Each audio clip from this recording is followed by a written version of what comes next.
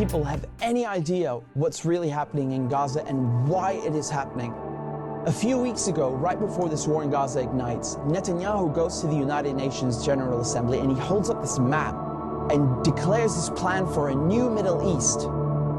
And people are going, what is this stupid line this guy's drawing with a red marker? What it is an economic corridor that stretches all the way from India to the United Arab Emirates, into Saudi Arabia, into Jordan, Israel, and then finally to the entire European continent. I mean, the United States at this point, seeing their influence starting to fade, seeing the relevance of the dollar recede after they stole $300 billion from Russia. You have all these spooks in Washington and Tel Aviv, running around desperately trying to counter BRICS and counter China's new Silk Road. And this is their answer. This is a rival to the new Silk Road. Remember, the ancient Silk Road is the largest, most important trade route in human history. This thing is enormous. It stretches all the way from China to Syria to the Mediterranean Sea. The Chinese know how important this thing is and they want to revive it. It is the future of world economics, trade, and politics. Within the span of a few weeks, Iran and Iraq have signed a railway deal. So now you have a rail link for the new Silk Road. And President Assad of Syria, who the West have been trying to isolate for over a decade, is now visiting China, the world's largest economy, and signing a strategic partnership. This is pivotal. So now the new Silk Road has rail access all the way to the Mediterranean Sea through Syria's port in Latakia. So not just land, but maritime trade. This is crucial. And as enormous and important as all of this is just one aspect. This is just one aspect. You still have the gas.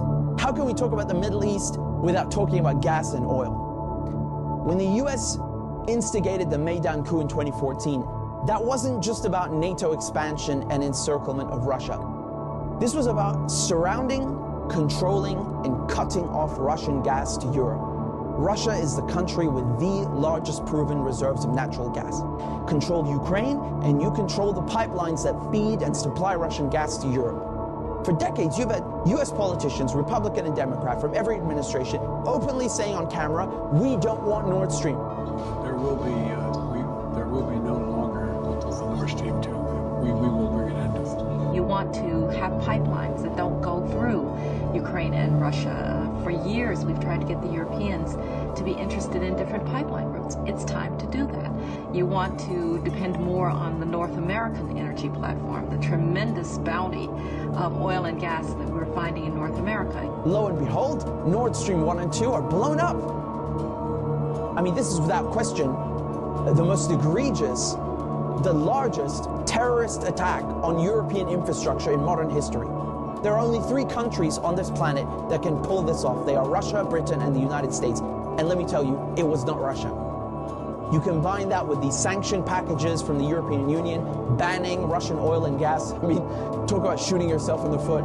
So now there's no more Russian gas coming into Europe. And just like that, the United States have achieved a long-standing foreign policy objective. Now, the only other country with enormous gas reserves, the second largest in the world, is Iran. Iran signed the nuclear deal in 2015 and 2016. They're complying in every way imaginable. The IAEA at the UN cannot be happier. And then the United States, the guys who orchestrated the whole deal, go back on their word and they rip it up just like that and reimpose sanctions on Iran. So now Iran is barred from selling its oil and gas to Europe and others.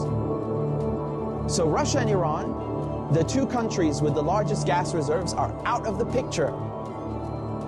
Then Israel, all of a sudden, proposed themselves as a solution to the European Union's gas shortages. Take our trilateral energy, for example, that we closed in June with Egypt and Israel.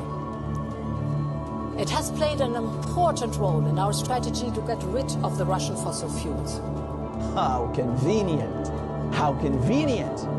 In 2010, they conduct a geological survey and find this monstrous giant gas field in the Middle East. It's called the Leviathan, and it's in the Mediterranean Sea on the Levantine Basin. That means it's right off the coast of Palestine, Lebanon, Syria. Syria initially declines offers over its gas reserves and simultaneously refuses to lay pipes for a Qatari gas project. What a coincidence. Barely a year later, war breaks out in Syria. And who's funding it? Qatar and Israel and the United States are just some of the parties funding and running this war to overthrow the government in Damascus. Today, the United States control 1/3 of Syria. They control all of Syria's oil fields, and Israel is bombing Syria's most vital port, Latakia, on a regular basis. So they're cutting off all the oil revenue and destroying, crippling any maritime activity, such as trade, such as gas exploration. Another major port on the Levantine coast is in Beirut, which mysteriously explodes in 2020. And so Israel, proposing itself as a solution to Europe's gas shortages, shows up with an FPSO, this enormous gas extraction vessel, and tries stealing gas from Lebanon's Karish gas field. And, this reignites a huge maritime border dispute. And Israel has to go and beg the United States to solve this diplomatically, because Hezbollah said, if you steal 1 cubic inch of our gas, we will fire our missiles on your ship. Now we come to Gaza. Gaza also has its own unexplored gas field. Gaza is also a concentration camp run by the Israelis, and it's been under siege by Egypt and Israel under naval blockade since 2007. I mean, you can't even fish properly, let alone extract gas. And so now, the Lebanese, the Syrian, the Palestinian ports, they're all out of action, and the only working port left in the coast is the Israeli port on Haifa. I mean, how convenient. This makes Israel the only one able to explore gas and implement an economic corridor like the one that Netanyahu held up at the UN. So in other words, Israel and the United States together killed off all the competition, stole their goods, and cornered the market. But as winter is approaching, Israel desperately needs to get that gas for Europe. But there's no stability. There can never be stability in the region without solving the Palestinian question. And so when Netanyahu shows up at the UN with his brilliant plan, the Israelis thought, oh, it's a done deal. They'll just get Saudi Arabia to normalize ties and thereby extinguish the Palestinian issue once and for all. And that is precisely why they are in Gaza slaughtering Palestinians like crazy, like they're in berserker mode. Israel has bombed Gaza before, but this surpasses anything we've ever seen, which is truly saying something. I mean, this is unhinged, calling people human animals and massacring them. Israel is just hoping the Palestinians will run away in fear into the desert. They've literally said this. They want to put them in the desert. They want people in Gaza to go to the Sinai desert and push the people in the West Bank into Jordan. This is genocide and ethnic cleansing without question. But it also has economic and geopolitical implications.